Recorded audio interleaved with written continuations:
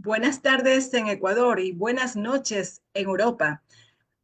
Estamos listos para recibir una nueva edición de Enlace Latinoamericano Europeo, conscientes de contar con información veraz y diversa. Estamos aquí conectando a Ecuador, Europa y a nuestra gran comunidad de las redes sociales. Mi nombre es Marto Goño y los saludo desde Machala, Ecuador.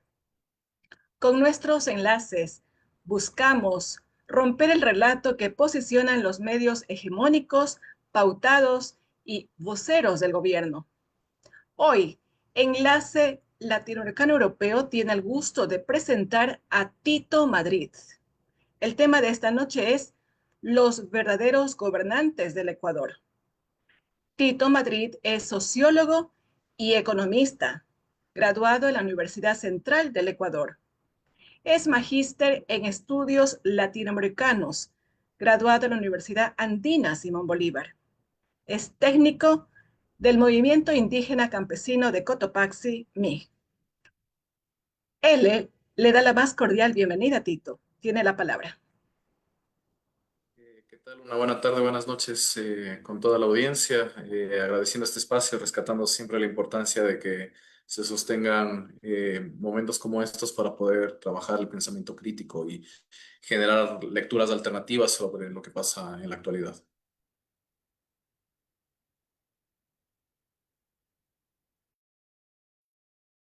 Bienvenido al espacio de L, el Enlace Latinoamericano Europeo. Tito, los verdaderos gobernantes del Ecuador, ¿quiénes son? Ya la pregunta da para ríos de tinta, pero digamos voy a tratar de ser sintético al respecto. Eh, Usualmente nosotros suponemos que cada 4 años escogemos la gente que toma las decisiones centrales en el país.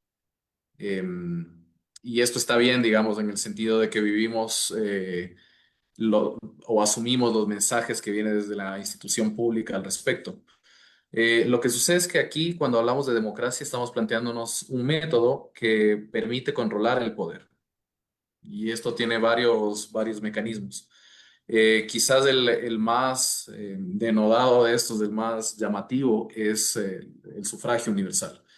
Y se esperaría que cuando votamos cada 4 años elegimos, tomamos la decisión fundamental para un periodo, pero esto capaz no es así, ¿ya? Y para comprender antes de comprender cómo controlamos el poder, hay que comprender quién ejerce el poder en un territorio, en un país. Entonces, este es el punto de partida. En nuestro país les gusta, sobre todo a los economistas más de corte neoclásico, se les conoce como neoliberales, decir que es una economía de mercado. En realidad es una economía basada en el capital, es una economía capitalista, escasamente desarrollada, donde los grupos económicos grandes, las grandes corporaciones, tanto a nivel del país como multinacionales, toman las decisiones importantes. Esto es una cosa de primer semestre en la Facultad de Economía, es decir, la primera clase se va a hablar de este tema, pero luego se abandona, se olvida este tema. Entonces, es importante recordar esta particularidad en la cual vivimos. ¿A cuántos me estoy refiriendo? ¿Cuántas personas involucran esto? En nuestro país, el Servicio de Rentas Internas registra cerca de 500 empresas que les cataloga como grandes contribuyentes, 520 para ser exactos, ¿no? Esto, si tomamos los datos del INEC, ¿no es cierto?, sobre el catastro de empresas del país, representa el 0,00004% de las empresas del país. Esas son las que controlan el grueso de la producción de este país. Bueno, sí, para no ser exagerados con una estadística tan detallada, tomemos la Superintendencia de Compañías. Es el 0,003% de las empresas del país. Esta élite, esta clase multimillonaria en el Ecuador, es la que toma las decisiones clave en el día a día. Es decir, uno decide cada 4 años, pero estas personas continuamente toman decisiones importantes en el ámbito económico. ¿Por qué el ámbito económico es importante? Porque es el eje central de nuestro día a día. Todas las personas tomamos decisiones respecto a la organización de nuestro tiempo, a las decisiones respecto a dónde voy a estar, hacia dónde me voy a desplazar, etcétera, en relación a nuestro horario laboral, para decirlo en esos términos. Y si es que no tenemos un trabajo fijo, pues lo mismo. La decisión se toma en función de esto. Entonces, quien decide sobre eso tiene el sartén por el mango, para decirlo con esta metáfora. Sí, tú mencionas que digamos, la economía está basada en el capital, la que, digamos, se hace actualmente, pero hemos visto un retroceso, no solamente en el ámbito de la relación social en el Ecuador, sino también en el rendimiento que las empresas puedan tener, o sea, la mayoría de las empresas ecuatorianas, por lo que podríamos decir que no estamos avanzando en el capitalismo, que puede tener varias etapas, sino más bien estamos retrocediendo hacia un feudalismo tal vez tecnológico, porque las características cambian, las características de poder han cambiado, son más tipo feudal, y además porque la renta se vuelve más fuerte, los ingresos de capital a través de la renta, que los ingresos de capital a través del rendimiento, que son las características que diferencian al feudalismo del capitalismo. ¿No crees que está más bien el Ecuador yéndose hacia un feudalismo técnico que buscarle, digamos, respuesta dentro del capitalismo? Bien, les iba a compartir un dato al respecto, quizás para ver en qué punto estamos, ¿no? Espero que se vea esto.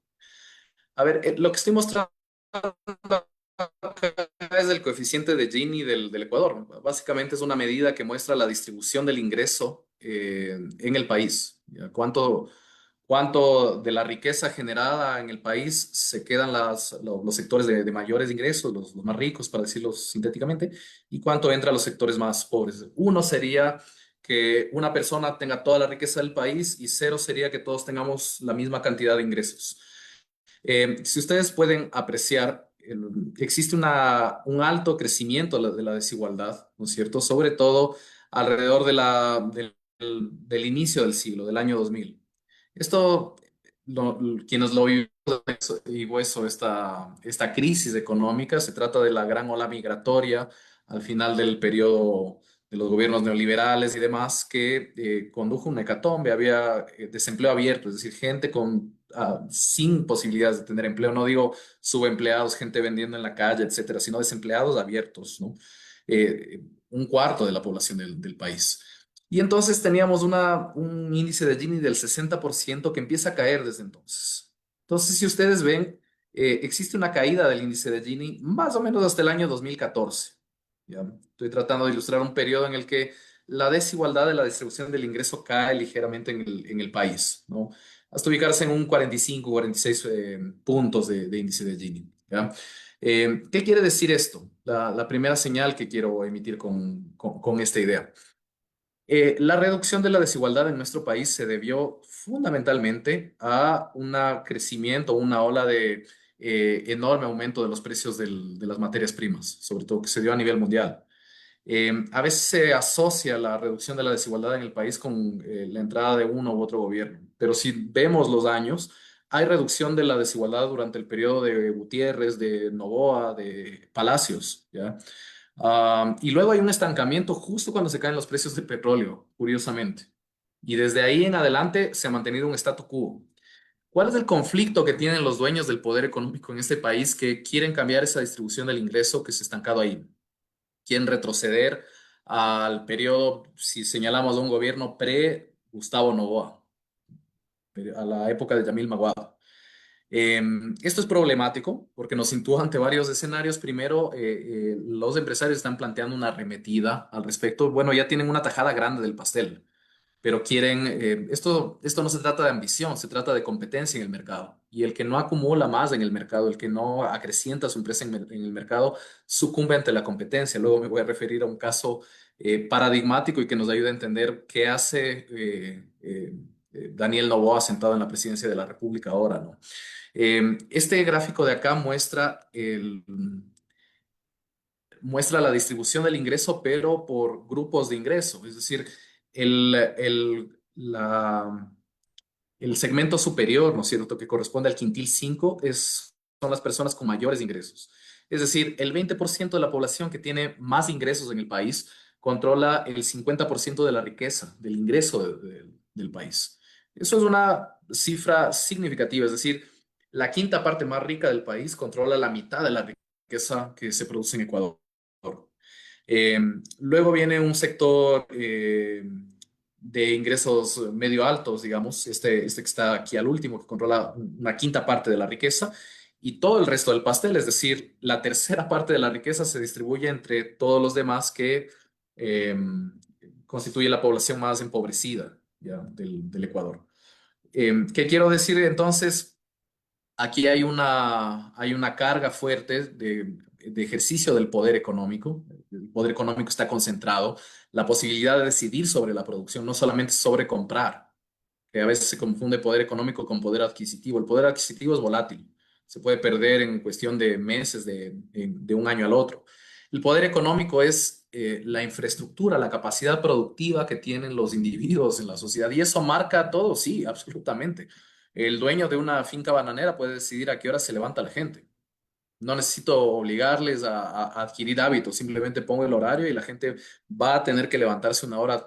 Modifico el régimen, incluso personal, el control sobre el hogar desde el ámbito económico productivo, ¿no?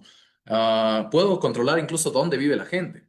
Y los compañeros que viven en Europa sabrán eso. Es decir, si yo tengo poder económico, puedo hacer que se muevan personas de un continente a otro buscando tener ingresos. Entonces es un poder muy especial, controla la vida de la gente, el ritmo de vida de las personas. En este marco, en el país se está dando una disputa respecto a, dentro de la competencia entre grupos económicos, quién ejerce el poder entre ellos. Porque sí, ahora yo acabo de presentar, si se quiere, una disputa entre sectores de la sociedad, entre los más favorecidos, los que tienen privilegios, y los que estamos reclamando derechos quizás desde más abajo, la gente que nos ganamos con el sudor de la frente nuestra subsistencia en el día a día, ¿no? Pero esto también da, en el mismo momento, en el mismo periodo que estamos analizando, también hay una disputa entre los de arriba, entre los que están acomodados en la sociedad. Y eso nos permite entender por qué los cambios de gobierno en las últimas décadas. Es decir, quién está detrás de los gobernantes. Para cerrar esa parte con una nueva metáfora, los gobernantes serían como los payasos, digámoslo así, en este juego del poder económico, ¿ya? El dueño del circo es quien está detrás beneficiándose de las medidas económicas que toma un gobierno. Acá en el Ecuador estamos muy acostumbrados a la idea del choreo, ¿no? Del saqueo. Alguien estilo la familia Bucarán que entra y se lleva en sacos de yútel la plata del presupuesto del Estado. Pero eso no es la generalidad. Es decir, no todos los grupos económicos lucran de esa manera. Para muchos es importante tener a alguien en el gobierno para mejorar los ingresos de sus empresas mediante política económica. Entonces, quizás ese segmento, ese aspecto de la disputa que se ve cada 4 años cuando se elige un gobierno, quizás no se nota mucho. Y bueno, quizás más adelante podemos topar ese aspecto, pero en breve, retomando esta idea de la forma que tiene el capitalismo aquí, eh, estamos hablando de un segmento muy pequeño de personas que sí tienen unas características, pero yo quiero resaltar esto. ¿Cuántos son? En el país, las personas que tienen activos que superan más el millón de dólares, que tienen más de un millón de dólares en dinero, en propiedades,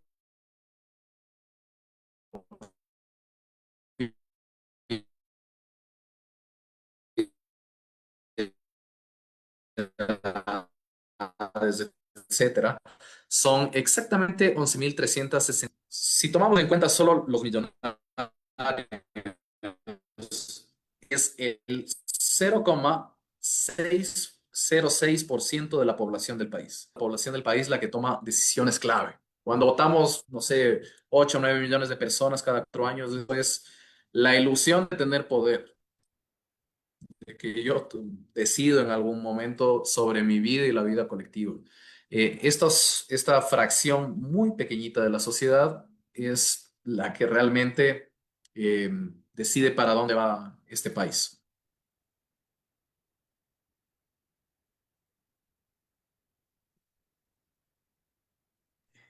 hemos tenido un poquito de dificultad con el internet de su lado, y hay cifras que no se escucharon tan claramente. Em, ¿Cuántas personas más que reciben más de 1 millón de ingresos existen en el país? Usted lo mencionó, pero no lo escuchamos bien. Se los pongo aquí. Em, Existen 11.361 personas en el país que tienen activos por más de $1 millón, ¿sí? Lo que implica menos del 1%, 0,06% de la gente en el Ecuador.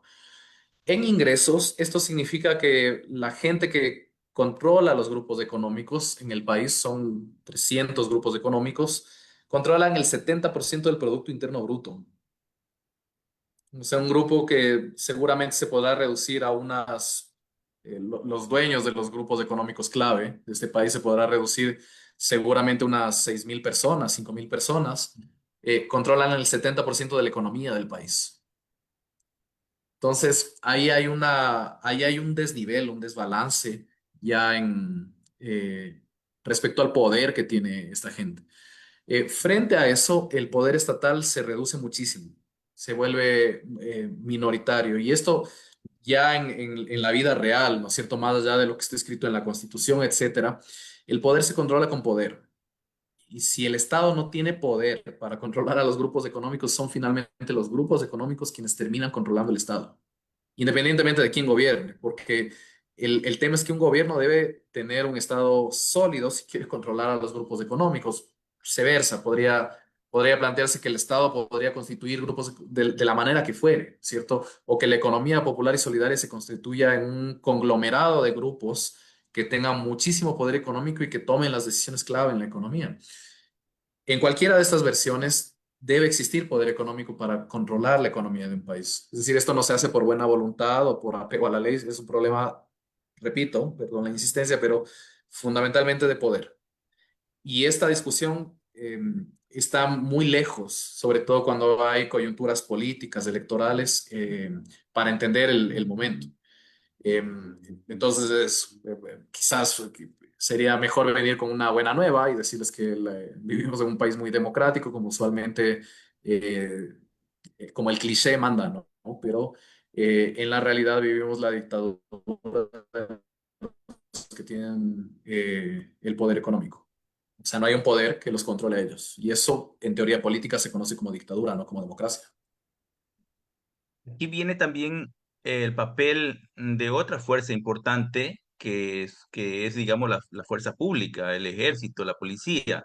En ese ámbito, lo que está haciendo el gobierno actualmente de querer, digamos, posicionar o, digamos, los ingresos de las Fuerzas Armadas, de la fuerza pública, de la policía, de que dependan de acciones caritativas de ciertos empresarios, va también en esa dirección de, digamos, de concentrar el poder en esas pocas manos para evitar que una gran población, un grupo de empresarios democráticos, puedan también a través de la entidad del Estado, eh, digamos, ser más democrático al Estado ecuatoriano. ¿No va por ahí también esto? A ver, ¿qué ha pasado con las Fuerzas Armadas, no? Las Fuerzas Armadas son un grupo económico. Quizás esto suena raro, pero tienen un holding que se llama DINE. El holding DINE es conocido porque tiene fábricas ligadas a la industria militar, ¿no es cierto? Eh, de proyectiles, tienen fábricas de acero, tienen algunas empresas, ¿no? Tienen la franquicia del Hotel Marriott, es un conglomerado de empresas diversificado, ¿no es cierto?, de inversiones. El Holding DINE tiene ingresos importantes, está entre los primeros 15 grupos económicos del país. Para ponerlo en esos términos, es más fuerte que el grupo Novoa, por ejemplo, el grupo del presidente de la República. Eh, Desde el 2007, el Servicio de Rentas Internas tiene un mejor seguimiento a los grupos económicos. Se ha descontinuado un poco la estadística en los últimos años, Pero si uno hace una comparación entre el 2007 y el 2017, el punto de crecimiento, estos son datos del Servicio de Rentas Internas, ¿no? Am, el holding DINE, las Fuerzas Armadas como grupo económico, crecieron en 232% en 10 años. Una economía que crezca a ese ritmo en una década sería un milagro realmente. En esa década salió ganando mucho las Fuerzas Armadas. En la parte institucional, quizás un giro que se dio es eh, la dotación de armamento, de capacidades infraestructurales a las Fuerzas Armadas, a la policía. Esto luego se vio que no era o que no sirvió exactamente para la seguridad de la población, sino se notó con toda su crudeza en contextos de protesta social. Pensemos en octubre del 2019, en junio del 2022, se notó muchísimo el fortalecimiento de las Fuerzas Armadas. Pero en segundo lugar, lo que hizo este fortalecimiento de las Fuerzas Armadas como sector económico es darles un lugar mucho más de toma de decisiones mucho más fuerte a nivel del país. Entonces, lo que pasa ahora se tiene que explicar por todo este periodo de fortalecimiento, no solo de la institución como institución represora de la protesta social, dado las falencias que existen como institución que presta el servicio de seguridad a la sociedad, pero también como el fortalecimiento en su aspecto económico, como grupo de élite económica de este país. Y eso es lo que ha generado la tarima, la base, para que ahora las Fuerzas Armadas estén reclamando una capacidad de decisión política más alta. Pero digamos, las Fuerzas Armadas son del Estado. Eh, digamos, tener ese conglomerado de empresas que la tienen Entonces, me significa, explico, esto no ha pasado porque sí, y no, en el sentido de que si vemos las declaraciones patrimoniales de los generales, uno le cabe la duda si es que eso se acumula solo a partir del sueldo como general. Y en todas partes el poder militar es poder económico. Lo que pasa es que eso se ha potenciado en este periodo, básicamente después de esta crisis grande del año 2000. Eh, Antes la referencia de la oficialidad en el Ecuador era el Cabo Mosquito, capaz luego con producción nos ayuda con la figura del Cabo Mosquito, quien era un personaje cómico, un policía regordete que era medio un incapaz para, ¿no? Un chiste, un meme, digámoslo ahora. Y nada, ahora el cambio que tienes es que hay múltiples personas con mutilaciones oculares, entre otras lesiones de asesinatos extrajudiciales de defensores de la naturaleza, líderes de organizaciones sociales, a manos el Estado, utilizando abusivamente los recursos de los cuales fue dotado. Entonces, ¿por qué hago esto? Porque esto va a ayudar a entender por qué ahora el peso que van adquiriendo las Fuerzas Armadas, que no es de recién, sino que viene de este tramo. Pero en el tramo no solo son las Fuerzas Armadas las que crecen. Digamos, quizás el grupo perdedor de la crisis de los años 2000 y de los primeros años estos de este siglo es sobre todo el grupo Novoa, por varias cosas. En primer lugar, porque en 1994 muere Luis Novoa Naranjo, que era el dueño original, el creador del grupo Novoa, el padre o el abuelo del actual presidente de la República, ¿no?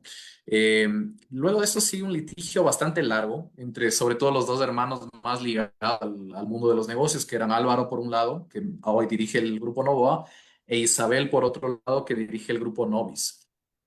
Finalmente, esto se zanjó en Londres a través de un proceso judicial en 1998. Álvaro se queda con la mayoría. Pero esto implica un debilitamiento del consorcio y una pérdida de espacio en el mercado. La competencia de Álvaro va a crecer, es decir, el grupo ligado a la familia Wong, Ray Ban Pac, por ejemplo, que son bananeros también, va a crecer muchísimo a inicios de este siglo.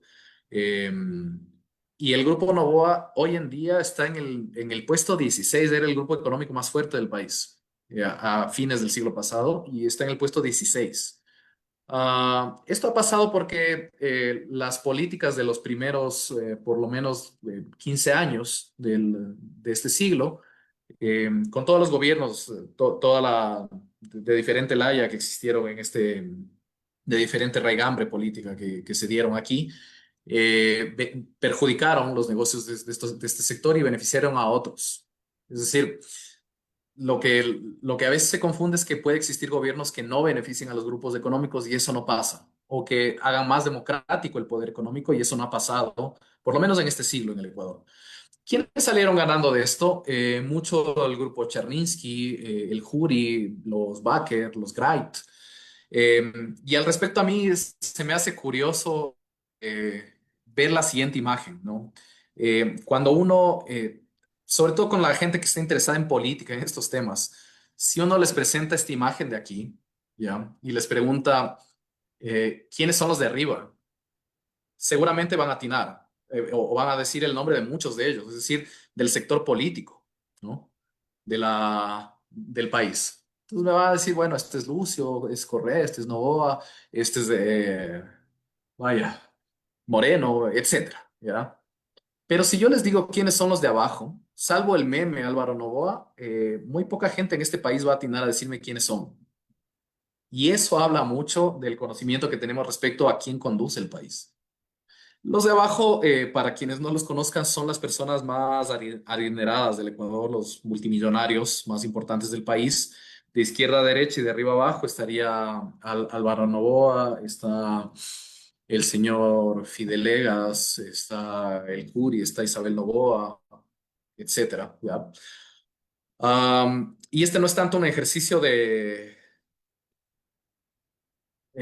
memoria, etcétera, sino que ellos son en realidad los que toman las decisiones claves en el país.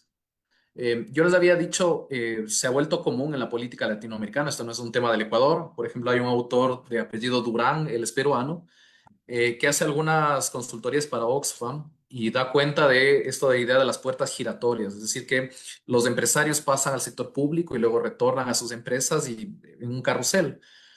Y lo que dice es que esto es una suerte de casino. Es decir, que se vuelve común que un sector, un grupo económico invierta en un partido político, financie su campaña, pero también financie la campaña de otros, ¿no? Tal manera que apuesto, divido mi riesgo y apuesto mis fichas en varias casillas, de tal manera que voy a terminar ganando con alguna de ellas, ¿sí? Esto también pasa en el Ecuador. Por ejemplo, Isabel Noboa financió la campaña de los dos partidos finalistas, tanto de ADN como de Revolución Ciudadana, les puso fondos a ambos. Y eso es normal en esto, porque finalmente los dos van a terminar tributando a los intereses de estos grupos. Se vuelve problemático porque es poco democrático nuevamente el asunto, pero el origen no es el proceso de sufragio, el origen está previamente en la distribución de poder existente. Y eso es problemático. Entonces, ¿qué es lo que quiero decir? Lo que vivimos ahora con el gobierno de Noboa es el intento de estos grupos económicos. El grupo Noboa está en el puesto 16 en el ranking bueno, ha escalado unos puestos en el último periodo, en realidad, en los últimos años. Se me va ahorita el ranking, debe estar en el puesto 12. Y del grupo Novis, que también le es cercano, el grupo Novis, fruto de la división que hubo tras la muerte del fundador del grupo Novoa, se quedó muy abajo en el ranking, quizás en el puesto 25. Ah, Se han reposicionado y el intento de meterlo aquí es un intento por un esfuerzo por volver a escalar posiciones en la competencia, en el mercado entre grupos económicos. Porque recordemos, no están solos, están otros grupos que se dedican a lo mismo y que los han ido desplazando. ¿Qué es lo que pasó en los primeros 15 años? Fueron desplazados de estos sectores como más tradicionales, si se quiere, y emergieron estos otros sectores. Si yo les pregunto la familia Greit, Baker, etcétera, muy pocos van a tener a saber quién son y son muy cotidianos. Están ligados a Pronaca, al Supermaxi, entre otras marcas que están ahí para no hablar del nombre del grupo económico, sino de sus marcas comerciales. Y lo que está pasando es que en este marco, los grupos, este otro bloque que fue desplazado está queriendo nuevamente dar la pugna. Y entonces lo que ha pasado es que un gobierno está representando a un bloque de estos grupos económicos y este gobierno está representando a otro bloque. ¿Dónde queda la gente en medio de esto? Pues bastante relegada, en realidad. Por eso es que vemos que la distribución de la riqueza, el índice de Gini, no varía significativamente, especialmente desde que se caen los precios de las materias primas. Y ahora vienen con todo, porque es una política general de los grupos, es casi un consenso, querer cambiar la distribución de la riqueza en el Ecuador. Lo que se tiene ahora se lo tiene en buena medida debido a la representación popular plebeya desde abajo, a las organizaciones sociales populares, al movimiento indígena, a varios sectores que han peleado por sostener este nivel de distribución de ingresos. Y lo que se ve ahora es el esfuerzo de los otros por modificar eso en su favor, por supuesto. Cada cual en el mercado, en la economía, ve sus propios intereses. Entonces, estas para mí son las claves para entender quizás este giro en los últimos años y en particular la coyuntura reciente con el gobierno de Noboa. ¿Qué se debe hacer para mantener, por lo menos mantener, bajar un poco más el índice de Gini, dado que, digamos, uno de los saltos cuantitativos grandes o fortalecimiento de ese acercamiento, digamos, de los sectores económicos, em, se produjo cuando hubo de alguna manera una inversión más grande del Estado, cuando se favoreció, por ejemplo, a la economía popular y solidaria hace más de 10 años. eh, y ahora, digamos, en estos últimos 8 años se ha venido más bien quitándole poder a los sectores digamos, de bajo y mediano ingreso. ¿Cómo se puede hacer? ¿Qué políticas se deberían establecer para mejorar, digamos, los ingresos de los quintiles más bajos del uno, 2, 3, para que haya más acceso digamos, a un nivel económico para la población? ¿Qué se debería hacer? Bien, quizás dividamos la respuesta en dos bloques. La primera es lo más de fondo que se podría hacer es pensar en la redistribución del Gini no por los ingresos, es decir, no mejorar solamente la capacidad adquisitiva de la población, sino cambiar la lógica de acumulación, de monopolio del poder económico casi, ¿no? ¿Qué significa? Que sea mucho más democrático la esfera económica del país. Si es que en un país solo existiera el Ejecutivo sin el Parlamento, se hablaría abiertamente de una dictadura, porque no existiría un poder que controle al poder ejecutivo. Lo que pasa y se ha vuelto normal, no hay cuestionamientos, no hay dudas al respecto, es que si hay un polo de poder económico muy concentrado, como lo hemos visto en el caso del Ecuador, no hay el contrapoder que haga un balance respecto al poder económico. Esto va a pasar en el grueso de las economías del planeta. Y esto no se basa solamente en cuánto puede gastar una población, porque se puede revertir. Los estados de bienestar en Europa que han sido sumamente fuertes están viviendo eso. En los Estados Unidos se habla de una implosión salarial desde la década de 1980 por la pérdida de capacidad adquisitiva de la clase trabajadora ya. Buena parte del apoyo de Donald Trump se debe, curiosamente, a eso, ¿no? A que está hablando, por lo menos no estoy diciendo con esto que les va a solucionar la vida a los trabajadores, pero les está interpelando en este sentido, ¿no? Volver a la era industrial, a que tengan empleos, a subir, a que tengan salarios altos como en el periodo post Segunda Guerra Mundial. Entonces, la clave aquí sería eso, pero eso implica una modificación de las relaciones de poder en el plano económico. Es decir, que la toma de decisiones en la economía no se sigue efectuando en un puñado tan reducido de personas que alcanzan tranquilamente en una comunidad grande, por ejemplo, de la provincia de Cotopaxi, es una población muy pequeñita, realmente la que está tomando las decisiones. El segundo nivel, que sería una cosa más inmediata, hacer esto sería un acto revolucionario realmente, es decir, eso sería tener los pantalones bien puestos y decir las cosas como son y enfrentar al poder realmente existente en este país. El segundo nivel es al menos redistributivo. Eso no ha existido en el Ecuador. El INEX cifra el umbral de pobreza por ingresos en alrededor de $100.90 con unos centavos, ¿no es cierto? Entonces, el problema de estos índices es que si tienes 91 ya no eres pobre, pero si tienes 89 eres pobre, es una cosa muy subjetiva y que no alcanza además a observar otros planos de la pobreza. Es decir, mide solamente la capacidad para adquirir alimentos crudos y productos elementalísimos en una familia. Y eso es pobreza, eso es miseria, básicamente. Pero son los eufemismos con los que hablamos en la sociedad, la forma en la que ocultamos la pobreza. Ni siquiera eso se alcanzó. El bono de desarrollo humano, que es una política implantada por el neoliberalismo, la idea era eliminar el subsidio a los combustibles, al gas de uso doméstico y meter el bono en su reemplazo. Por las movilizaciones, lo que pasó es que se quedaron los subsidios, pero se quedó también el bono. Y está bien porque hay familias que viven solo con ese ingreso, básicamente. Se ha depurado muchísimo el bono y el grueso del bono lo reciben quien realmente tiene necesidades. En este país hay medio millón de personas esperando el bono de 50, ojo, que califican, que son pobres, etcétera, tienen todas las condiciones para recibirlo y no está, y no se lo otorga. Pero ni siquiera alcanza el umbral de pobreza, es decir, de 50 a 100 es la mitad.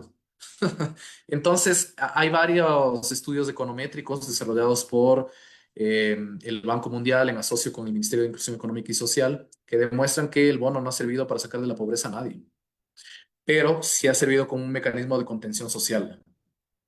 Con esto no quiero decir que hay que eliminar el bono, porque nos mandaríamos a la inanición a muchísimas familias, ¿ya? El problema es que ni siquiera hay una política seria respecto a la pobreza en este país y no la ha habido en 25 años. La política para el combate a la pobreza ha sido en todo este milenio de asistencialismo. ¿Cómo se observa eso? Porque, como dicen los venezolanos, no hay ni buenos ni malos gobiernos, sino buenos y malos precios del petróleo. Cuando se caen los precios del petróleo, toda la mejora en los ingresos, en la capacidad adquisitiva de la gente, se esfumó como la espuma, desapareció. Y de repente los mismos que progresaron están en la miseria ahora. Y entonces un segundo nivel en el que hay que trabajar, un tercer nivel, perdón, en esto, es una cosa más estructural de la economía ecuatoriana. ¿Y a qué me refiero a esto? ¿Qué estamos produciendo? Lo que les voy a mostrar a continuación es una matriz de exportaciones del Ecuador. ¿Qué es lo que exporta, no? El Ecuador. Las que están en amarillo son exportaciones sobre todo del sector agrícola. Eh, Camarones, banano, atún, cacao, flores, etcétera. El que está en café es el sector petrolero. Este medio amarillito oscuro es el sector minero. Y este sector de diversos colores, rojos, violetas y demás, es el sector industrial del país. Entonces, lo que pasa es que nos dedicamos a vender materias primas y alimentos baratos. Y eso no ha variado desde la colonia. Entonces, si compramos gasolina, ahorita se quemó la refinería, está parada, entonces vamos a importar más combustibles refinados. Si compramos gasolina y vendemos petróleo, pues que es lógico. Es una cuestión, ¿qué es el valor agregado? No vendas papas, vende papas fritas. Y es lo que nos está pasando. Y eso no ha habido voluntad de variar eso sustancialmente, ¿sí? La política de sustitución selectiva de importaciones, de cambio de la matriz productiva, etcétera, ni siquiera había sindéresis entre las agencias del Estado cuando se planteó eso. Y hoy ni siquiera está en el mapa este tema, ¿no? Solo para poner un ejemplo, un personaje que fue clave en el gobierno de Lazo, JJ Prado, fue también funcionario durante la Revolución Ciudadana en una de las agencias centrales para la transformación de la matriz productiva. ¿Ya? La continuidad de la burocracia y de sus intereses también asocio con el sector empresarial. JJ Prado fue presidente de la Asociación de Bancos Privados del Ecuador. Eh, y este es un nivel también fundamental. Es decir, hay que cambiar lo que estamos produciendo. Si no, vamos a continuar en esta lógica de una economía casi de colonia, semicolonial, que es lo que tenemos ahora. Nos venden baratijas y les enviamos nuestras riquezas. Entonces, los retos no son menores. Por supuesto, estamos hablando de la madre de los poderes en una sociedad, del poder económico. Pero si se quiere cambiar los retos, no vamos a poder cambiar cosas que en principio no nos las podamos plantear, no las podamos, objetivos que no los podamos ver, por lo menos enumerar, ¿no es cierto? Escribirlos. Y creo que un primer reto ahí es poder visualizar esto. Es decir, que detrás del gobierno está el poder realmente existente y que el poder realmente existente son no más de 5.000 personas en este país, quienes ejercen el poder realmente existente. Esta diferenciación es clave, porque mi pregunta sería, en un país democrático, ¿cuándo vamos a votar no solo por el gobierno, sino por el poder realmente existente, por quien toma esas decisiones? Y eso es el gran cambio que aguarda este siglo. Pero la cosa no es tan sencilla como aparece en principio, ¿no? Es decir, es más fácil decirlo que hacerlo finalmente. Para que no suene tan fea la respuesta, creo que hay luces al final del túnel, sí, sí, sí hay. Eh, Creo que hay que escuchar mucho las necesidades de la gente. Yo voy a decir una cosa que capaz no le gusta la verdad, pero es así, ¿no? Como cuando te dicen ya no te quiero y no nos gusta escuchar la frase, pero es la verdad. Entonces, la derecha está interpelando mucho más a los sectores populares hoy que la propia izquierda. Para mí la explicación, leí un artículo en Viento Sur, suscribo totalmente esta explicación, el triunfo de Novoa, además de esta competencia entre grupos económicos, que digo es como lo más estructural de esta coyuntura, se debe a que Novoa no va a resolver las necesidades de la gente, no quiero que se confunda eso, pero habló más al respecto que su contendiente, ¿ya? Y en buena medida, ¿cómo se explica esto? La gente está harta de todo. Cuando se pregunta el Latino Barómetro, que es una medición bastante regular, bastante seria respecto al estado de ánimo de la población de América Latina, se hace lo mismo en Europa, en varios continentes, le dice en favor de quién gobierna, en favor de quienes están gobernando, ¿cierto? Quienes presiden el país, ah, en favor de sí mismos, son grupos económicos en su propio beneficio o gobiernan en favor de todos. El 90% de los ecuatorianos responde que gobiernan en favor de sí mismos. Y lo que pasa es que, curiosamente, es Novoa quien dice, voy a patear el tablero y voy a desplazar a todos estos sectores que se están beneficiando de forma egoísta, que están lucrando del Estado para sí mismos, ¿ya? Es decir, está menos preocupado por defender la institucionalidad que curiosamente se ha transformado en la consigna de la izquierda en el último periodo. Eh, Está menos preocupado de eso que de interpelar a los sectores populares. Para decirlo de manera todavía más gráfica, el mismo descontento que llevó a la gente a los levantamientos de estos monumentales del año 2019, del año 2022, el mismo descontento es el que llevó a la gente a votar por Noboa. Si la gente está harta, no lo está haciendo porque les ha prometido algo, sino porque realmente vino a decir que va a patear todo, que no sirve que no sirve las formas de combate a la delincuencia y se va a inventar alguna cosa radicalmente distinta. Es decir, estamos en un momento que yo podría decir, se acerca mucho a la crisis que teníamos en el año 2000, en el sentido también del hartazgo de la población respecto a las formas institucionales existentes. Lo que pasa es que la izquierda está siendo más conservadora en el sentido de escuchar a la población y de reinterpretar eso y dar respuestas al respecto que la propia derecha. La derecha está siendo más de avanzada en ese sentido. Repito, no porque vaya a resolver las necesidades de la gente, lo hace obviamente para mejorar su posición económica como grupos de poder económico, pero está en el juego este de las elecciones, está hablando más llanamente con el pueblo, lo cual nos conlleva a un proceso de autocrítica, es decir, qué está pasando, en qué desvaríos andamos, que no estamos hablando cuando lo natural sería que la izquierda le hable a la gente. Eh, y entonces ahí viene lo promisorio, hay que volver a escuchar a la gente, hay que volver a Y creer en las demandas. en ese sentido, digamos, de escuchar a la gente, por ejemplo, la gente se queja de no tener acceso a las universidades, digamos, a las escuelas, que no hay escuelas superiores, que no hay estos institutos superiores, que no hay medicinas en los hospitales, que no hay atención, que no hay técnicos, médicos, especialistas que los atiendan, que no tienen suficientemente ingresos, que no hay empleo. Eso es lo que se oye en la calle y en todos lados porque realmente no los hay. Y el gobierno, o Novoa y su grupo dicen, bueno, como no hay, entonces hay que privatizar, ¿no? Hay que privatizar el IES, hay que privatizar las escuelas, porque ellos les van a dar. Eh, entonces, pero, por ejemplo, grupos de izquierda, entre los que está la Revolución Ciudadana, dicen, no, no,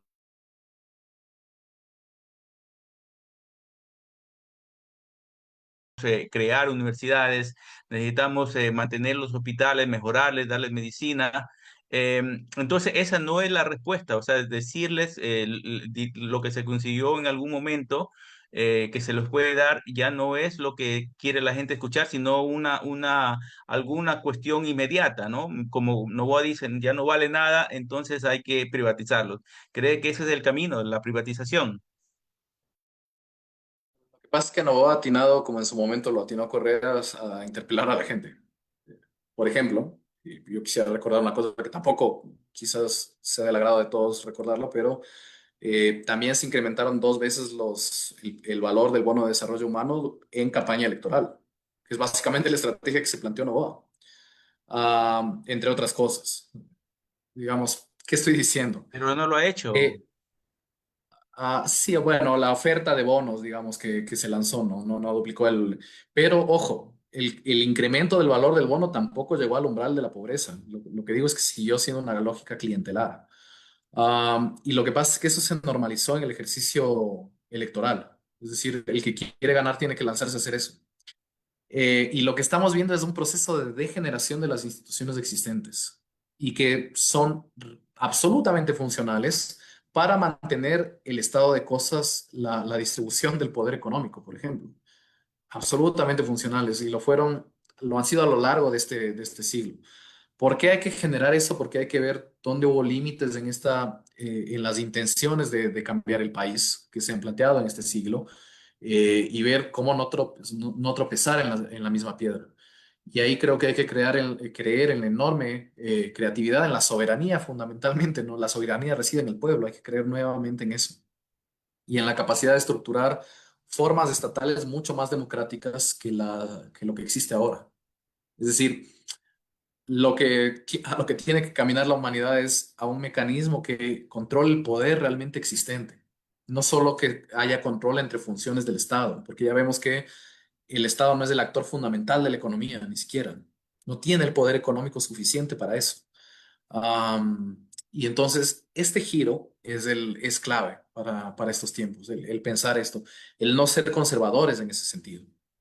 ¿Cómo vamos a cuestionar las formas que se inventaron en el año 1700? Pues bueno, tendremos que pensar, así como nacieron, estamos viendo capaz un momento de decadencia de estas formas de organización política que creó la modernidad capitalista. Entonces, ahí viene la cosa. Em, que evidentemente es problemático que el pueblo siga creyendo en opciones así, sí, por supuesto que sí, ¿no? Yo voy ¿Y a cuáles poner un serían ejemplo. las formas, o sea, un modelo que, digamos, podría funcionar? ¿Cómo lo verías? O sea, dar una salida, ya que la gente busca una salida, porque busca respuesta a esas necesidades inmediatas, ¿no? Salud, educación, pues, seguridad, eh, es lo que busca, empleo. En orden la seguridad, ¿no es cierto? Entre las cosas que se desean. Y es lógico, somos el segundo país de América Latina, no recuerdo si es del mundo, es más la cifra, con mayor cantidad de desplazamientos forzosos por un conflicto armado. El conflicto armado no es lo que decretó el presidente. El conflicto armado no es de las bandas con el Estado. El conflicto armado en varios sectores, en el subtrópico, por ejemplo, que es la zona limítrofe entre la costa y la sierra del Ecuador, o en las zonas de la costa, sobre todo en los sectores donde hay mucha agroindustria, es el terror de las bandas sobre la población campesina. Ahí realmente se están produciendo desplazamientos, 100.000 personas desplazadas en el último año, 100.000. Y esto, por ejemplo, en la provincia de Los Ríos, hay varios casos en los que población campesina está siendo despojada de sus tierras con anuencia del Estado. Por ejemplo, el Ministerio de Agricultura está legalizando esos desplazamientos, está entregando títulos de propiedad por sobre los títulos de propiedad de los campesinos a supuestos productores agroindustriales, palma africana, que en el fondo están también vinculados con narcotráfico. Es decir, los mismos inversores de Palma Africana tienen causas abiertas por narcotráfico. Y entonces ahí tenemos cómo solucionamos el problema de la inseguridad si no tratamos estructuralmente esto. ¿Qué quiero decir? Que al conjunto de los grupos económicos de este país no les interesa combatir el narcotráfico porque, en términos keynesianos, eso incrementa la demanda agregada del país, es decir, les permite tener crecimiento económico. Y vaya, si muevo entre la cifra más conservadora, 5.000 millones de dólares, entre 5 y 10.000 millones de dólares, no hay cifra exacta porque no facturan los narcos, este, a nadie le va a interesar que eso se pare. Es como, por lo menos a los grupos económicos de arriba no les interesa eso. Y entonces, si nosotros no empezamos a hablar de este problema, que implica tocar no solo el problema de un grupo, de una banda aislada de narcos que están haciendo, pues son problemáticos, sino de una economía que es estructural y que cruza muchos negocios. El sector de la construcción en este país no podría ser tan dinámico sin la plata de la droga. Si quieres que sea más cínico, en este país parece idea que tenemos ventajas comparativas en producción de cocaína. Es decir, mientras no se piense en modificar esto y mientras pensemos que esto es, miren, es un asunto en que con política social la vamos a modificar, no solo es represión, no solo es política social, sino que es modificación de las relaciones de poder, sin eso no va a cambiar el narcotráfico aquí. Se ha vuelto un espacio de acumulación del capital gigantesco. Mientras no hablemos de eso, las soluciones no son creíbles. Es decir, en territorio es inoperable una solución que no toque esto. El problema es que estamos hablando de los grupos que nos financian las campañas. Entonces no puedo hablar mal de mi financista. Eh, y entonces hay que poner el dedo en la llaga, simplemente. No solo es un tema de marketing, me refiero en las elecciones. Y no sé si las elecciones van a solucionar esto, porque, repito, el poder este realmente existente es más fuerte que el gobierno. Es decir, por más voluntad que tenga un gobierno, es incapaz en el sentido del poder que tiene para controlar a los grupos económicos y a todas las consecuencias que están trayendo. Y entonces ahí viene el reto de crear cosas diferentes. Hay cosas que se están pensando, que están construyendo las organizaciones sociales. Hay sectores que están controlando a las bandas de narcotraficantes, los mismos sectores campesinos, que tienen un sinnúmero de problemas sin duda, pero que han sido mucho más efectivos que lo que hace el Estado para frenar la entrada del narcotráfico en sus territorios. Y yo podría enumerar varias de estas cosas. Lo que pasa es que tenemos que potenciar lo que la gente hace y no venir con planes salidos desde una burbuja, desde la academia, por ejemplo. Yo puedo ser muy crítico al respecto. Las universidades están en otro planeta, parece. Entonces hay que escuchar más a la gente, realmente. Hay que interpelar nuevamente y no solo por tener éxito político, etcétera, sino porque hay varias soluciones que están ahí, que están potencialmente creándose, pero que van a morir en la orfandad si es que no se las potencia.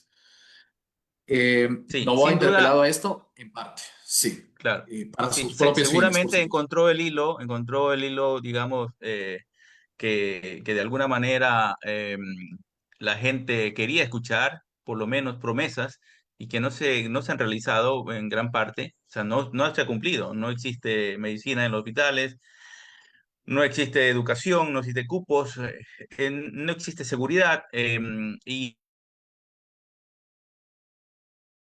lo mismo que piden a veces grupos extremistas, ¿no? Por ejemplo, hay muchos que piden que haya más ingresos de militares en sus zonas. Estuve hace poco, hace una semana más o menos, visitando Ecuador y, y estuve reunido con gente de comunidades.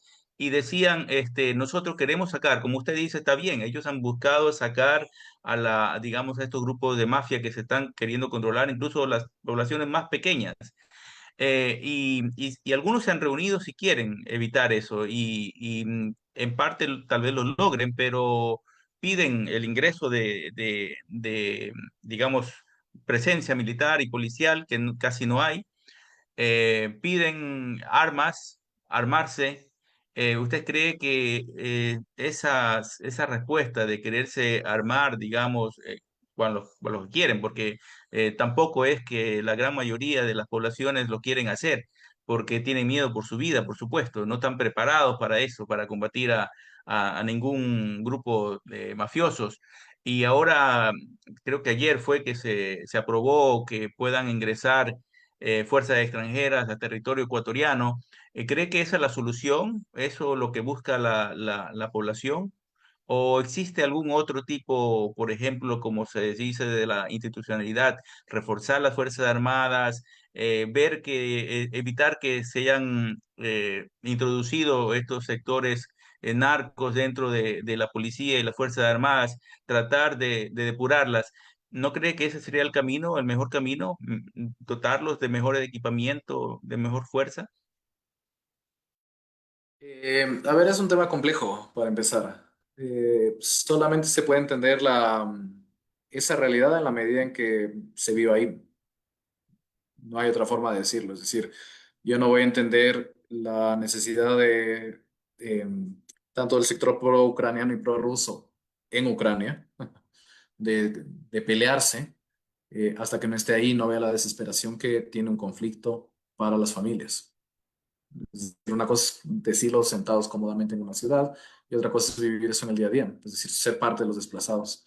Entonces es más complejo, ¿ya? Lo que estoy diciendo aquí es que hay desinterés del Estado y es más, hay complicidad de muchos sectores. No se pueden exportar, no sé, unas 500 toneladas de coca, que es lo que sale anualmente, 500 toneladas sin apoyo estatal. No puedo sacar 500 de camarón, ni 500 de palmito, ni 500 de artesanías, ni 500 de cocaína, si no recibo apoyo del Estado. Es imposible. Simplemente por la logística que implica eso. Porque tengo que tener conexiones en un puerto, en otro. Es decir, no estoy sacando en un bolsito. Y esto no solo implica funcionarios de aduanas que apagan los equipos cuando les dicen para evitar ser asesinados, ¿ya? Que en última son la última rueda del coche, son las víctimas también de este asunto, sino de funcionarios que deberían encargarse de reprimir y que reciben una buena parte de la tajada y que también están en el negocio. Nadie puede hacer negocios a esa escala sin apoyo estatal, nadie. Y entonces lo que se tiene que comprender es que el Estado es parte de el asunto. Y claro, lo deseable sería, no, es que son los representantes de la ley, hay manzanas podridas. Ya en esa escala no. Pongo el ejemplo, ¿ya? La principal economía consumidora de drogas, el principal mercado de drogas en el mundo, son los Estados Unidos. No me vengan a decir que ya tienen todo bajo control. Es el principal consumidor mundial de cocaína y de otros productos. Tienen una epidemia de opiáceos feroz. Mueren más de 120.000 personas al año por opiáceos en los Estados Unidos por sobredosis. Eh, entonces, aquí hay un interés generalizado de que eso se mantenga porque eso dinamiza la economía simplemente. ¿Ya? Es un poder económico, con todas las reglas que eso implica. Y quizás alguna vez soñaron que se elimine la circulación de alcohol y eso fue una potencia económica y también un poder económico y no hay quien lo pare tampoco. Por si acaso, los grupos productores de licor están entre los principales grupos económicos también del Ecuador. Y entonces esto nos lleva nuevamente a plantearnos un problema más de fondo, que es cómo controlo al grueso de estos grupos. Habría que preguntarles, por ejemplo, a las inmobiliarias. Curiosamente, uno de los sectores de los grupos económicos ligados al mundo inmobiliario es el grupo Novis, sobre todo la corporación Pronovis. Se dedican a eso. Habría que preguntarles qué les va a pasar si es que dejan de tener fondos misteriosos, grandes fondos en efectivo que están comprando sus propiedades. Es decir, para mí el asunto es comprender que el Estado está involucrado estructuralmente en esto, si no, no hay forma de que circule en esta magnitud. En segundo lugar, entender el nivel de desesperación que lleva esto a la gente y que el otro lo hace instrumentalmente, les dice, yo te entiendo y vamos, vota por mí. Y en tercer lugar, entender que esto está íntimamente vinculado al poder económico realmente existente en el país, es decir, no al poder que se cree que es el Estado, que está mucho más abajo de quienes realmente toman las decisiones clave. Entonces, eso está fregado. Nuevamente hay que escuchar a la gente, nuevamente, Así es. y hay que ser Eh, creativos para cambiar esto. Antes de terminar, tenemos unas preguntas desde el norte de Europa. Edmundo Albornoz desde Suecia quiere hacer una pregunta. Por favor, Edmundo, tu micrófono. Sí, buenas noches, Tito. Gracias por la ponencia, bastante ilustrativa. El 5% que estaba señalando no me recuerdo si eran millonarios o eran inversores o eran industriales. Eh, ¿Qué necesitaría, digamos, para ellos mismos desarrollar la matriz productiva en el Ecuador o necesitarían un apoyo de afuera, digamos, para poder desarrollar, porque de lo contrario, digamos, no salimos de la situación actual que tenemos. La, estaba, estaba viendo ahora que la pobreza extrema nuevamente ha subido. Desde el 2007 al 2017, digamos, bajó del 17% al 5%, creo que lo dejó Correa, y después ha subido nuevamente. Estamos por los 24% peor que la anterior. Y eso es pobreza extrema. La pobreza normal, digamos, también ha subido, anda por los 40%, me parece que vi por ahí unos detalles. Estamos bastante mal. Es decir, tenemos una población que está trabajando horas extra y que no se les paga, trabajan más de 8 horas. Y, y eso, no hay, digamos, un futuro que se vea, digamos, próximo. Posiblemente esa parte que usted estaba señalando del 5% que tiene un capital allí, podría, digamos, pensarse de que puede desarrollar, entrar, digamos, a nuevos mercados que se abran para el Ecuador.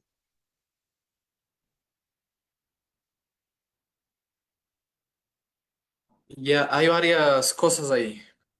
La primera es, hay un par de economistas que ganaron el Nobel.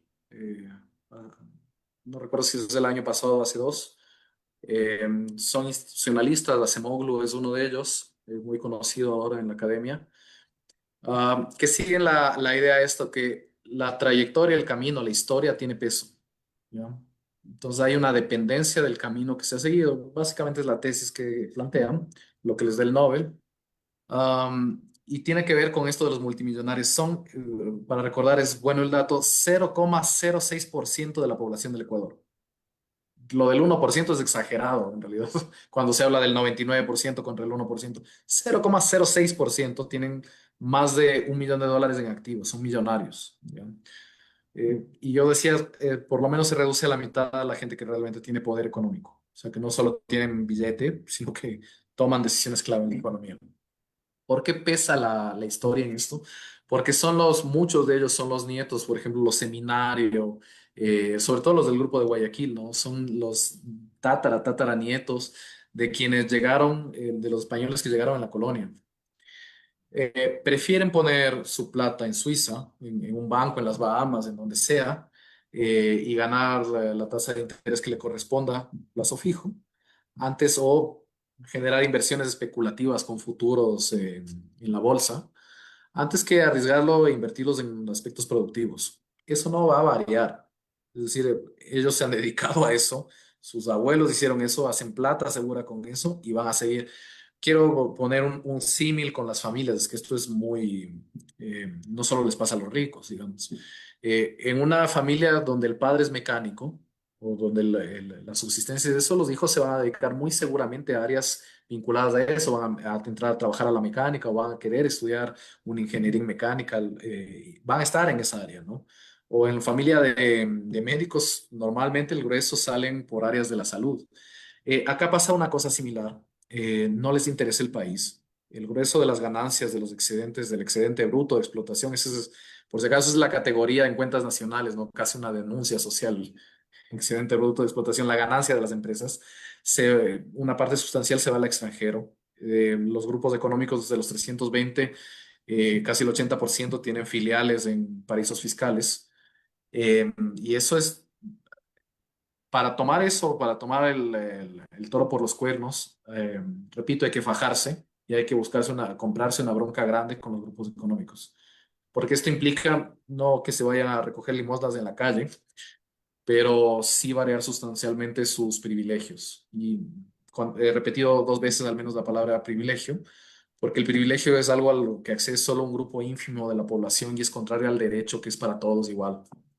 Esto lo reclamaron en la Revolución Francesa, esto lo dijo el abad de Sieyes, cuando denunciaba la situación del tercer estado en Francia. Es decir, no es una idea de ayer, sino que esto quedó trunco, porque una vez que los ricos accedieron al poder económico y se lo tomaron todo, pues ¿cómo no voy a regalar lo que adquirí con esfuerzo, ¿no?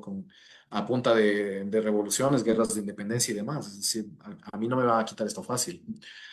Entonces, el giro que hay que dar en esto implica quién toma las decisiones fundamentales de la economía. Si sigue siendo el grupo de privilegiados eh, no esperemos nada distinto, independientemente de quién gobierne, no importa.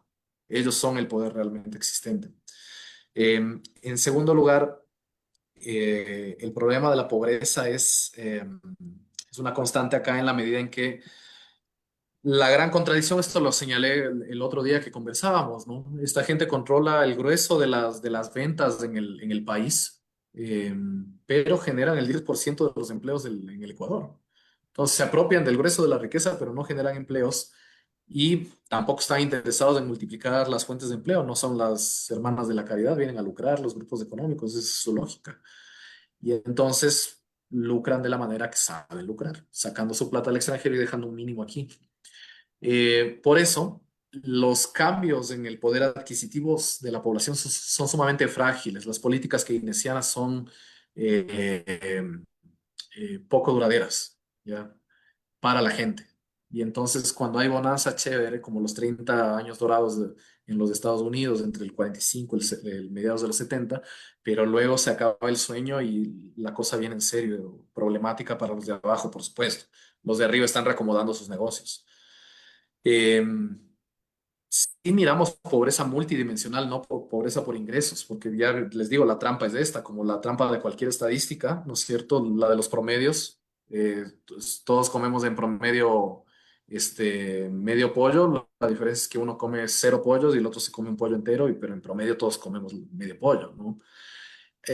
Para salir de esa trampa, creo que es clave lo de pobreza multidimensional. En el Ecuador hay provincias como en la Sierra Centro, en Cotopaxi, donde yo vivo, el 70% de la población vive en pobreza multidimensional, o sea, por varios factores, vivienda, etcétera, educación, ingresos.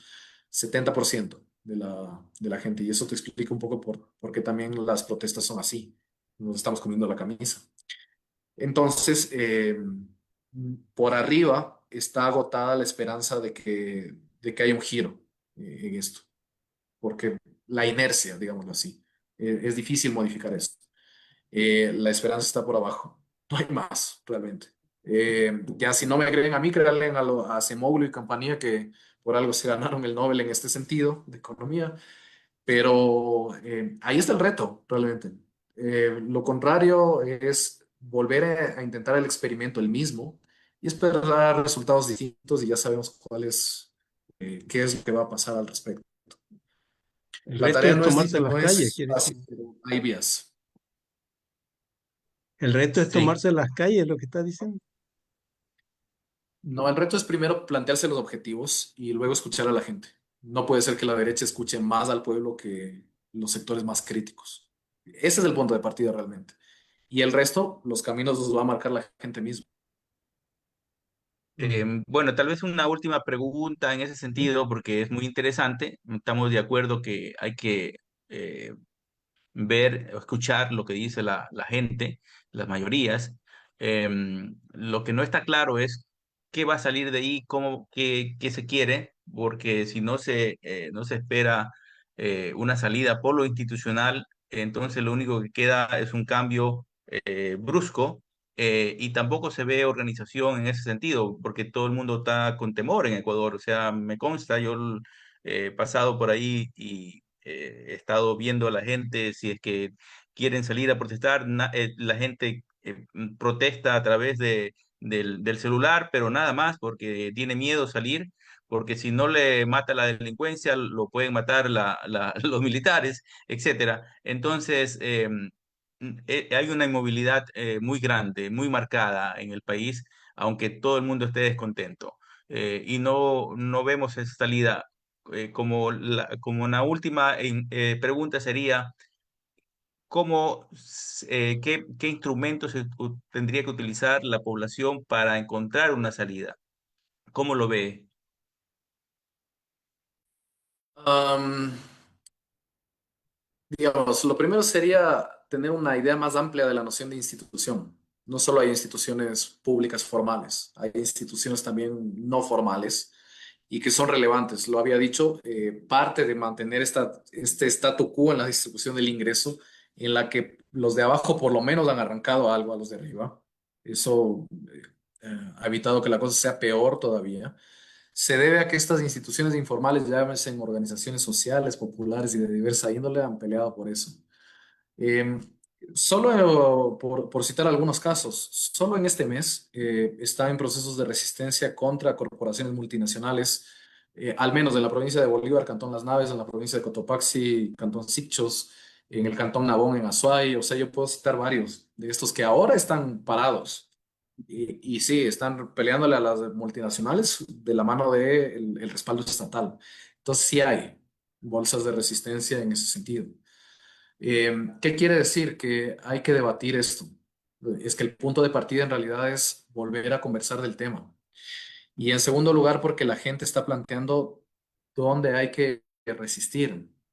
Voy a poner otro ejemplo de esto. Igual con el mismo gobierno de Novoa. Hace unos 7 meses, quizás en la provincia de Cotopaxi, hubo una movilización fuerte por el tema del acaparamiento de agua en la provincia.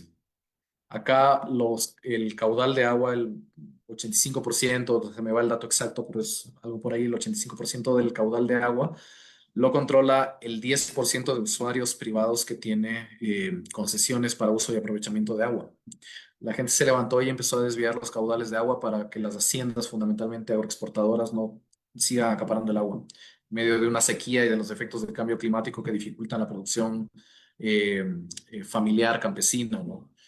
Entonces hay varias cosas que se pueden hacer y que la gente las está planteando. Es decir, eh, lo que están diciendo ahora es que el problema no son los terratenientes, que esta no es la década de 1960, sino que estamos viviendo la presencia de los aguatenientes. El latifundio ya no es tener 10.000, 50.000 hectáreas de tierra, sino monopolizar la mejor tierra del país. Pensemos la cuenca del Guayas, desde Santo Domingo hasta Santa Elena, está monopolizada por el sector agroindustrial los valles interandinos por la agroindustria de exportación. Y los sectores campesinos están relegados a territorios bastante lejanos a los centros comerciales, a las arterias principales de circulación de las mercancías, o en las lomas, como en el caso de la sierra, ¿no? En zonas de muy baja productividad de la tierra, ¿no? Que no tienen acceso a riego. Entonces, ¿qué tal si modificamos eso, esa estructura y le permitimos condiciones básicas de producción al sector campesino? De tal manera que no sea una opción ir al narcotráfico. ¿Quién hizo esto? Unos señores tan radicales como Park Chung-hee en Corea del Sur. Les quitó la tierra a los terratenientes y fortaleció la producción campesina y eso permitió generar excedentes que, bueno, créditos de los Estados Unidos de por medio generaron un conglomerado industrial potentísimo a nivel mundial. Es decir, no es irreal, digamos, el asunto. Incluso en el marco del mundo en el que vivimos ahora, ni siquiera pensando en la transformación radical de las estructuras, pero es que ni siquiera eso se está pensando en este país. Ni siquiera lo básico, lo elemental, lo conservador ya en estos tiempos. Entonces hay que volver a debatir los problemas de la gente. Por eso es que insisto tanto, no es una idea romántica, sino que ahí hay alternativas que se pueden pensar para sacar adelante este país. ¿Qué hacemos con la gente de los paraísos fiscales? Yo no sé si mandándoles una notificación de a buenas van a querer hacer eso. Por lo menos que no se lleven su plata y que la dejen aquí, que crean en su país, como el resto de la gente que nos fajamos. Y en últimas, los que están migrando, que mandan la remesa. El migrante manda plata al Ecuador, no la saca del país, está metiendo plata al Ecuador. ¿Ya? Por eso es que hay una política migratoria de dejar hacer, dejar pasar. Muy liberal, por cierto. Es decir, no es que si el gobierno no hace nada, no hay política económica, hay, porque habíamos señalado esto en otro encuentro con el L. Mandar migrantes es una exportación descarada de brazos, porque los réditos económicos son los mismos que exportar plátanos y el tratamiento a las familias que se desmembran de esta manera y los dramas sociales que se generan es el mismo, les da lo mismo. Contar que vengan los dólares de las remesas para los gobiernos es indiferente el fenómeno migratorio. Entonces hay que cambiar esas realidades. Incluso esto podría reestructurarse el proceso migratorio, organizarse eso de tal manera que potencie la actividad económica del país, pero Vaya, seguimos pensando como una semicolonia, realmente. El poder realmente existente, pero lastimosamente también los gobiernos. Y entonces sí hay que dar giros. O sea, ahí no hay potencial para que este país surja, pero el potencial está en en las grandes mayorías, en los 17.989.000, que no son los 11.000 millonarios que están acostumbrados a vivir a vaca de lo que hacían sus abuelitos y a los niños bien que administran las haciendas que les heredaron, sino a los otros que nos sacamos del aire día a día para sacar adelante, ahí hay potencial. Muchísimas gracias. Con estas palabras nos despedimos y agradecemos a nuestro invitado, Tito Madrid, por compartir su tiempo y sus perspectivas. También agradecemos el apoyo y la generosidad de nuestros voluntarios y a la audiencia aquí presente. Él en el Enlace Latinoamericano Europeo es un proyecto creado por migrantes ecuatorianos en Europa. Nuestra meta es construir juntos un espacio de integración y unión en aspectos culturales, sociales y políticos de manera participativa y consensuada. Los invitamos a unirse a nuestras actividades y a seguirnos en nuestras redes sociales. Muchísimas gracias. Gracias, Tito, por estar aquí con nosotros y nos estamos viendo en otra ocasión. Adiós. Chao, chao, un gusto igual.